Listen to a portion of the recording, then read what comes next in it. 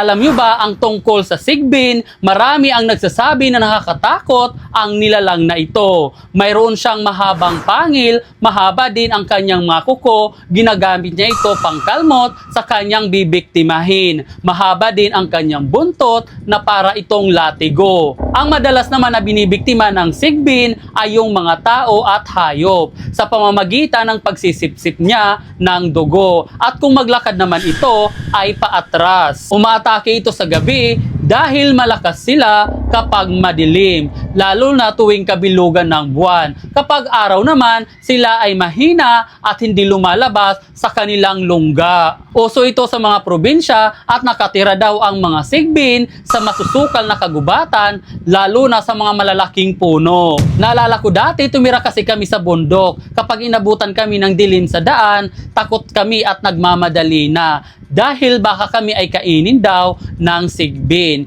Kayo, naniniwala ba kayo tungkol dito? O baka naman panakot lang ito?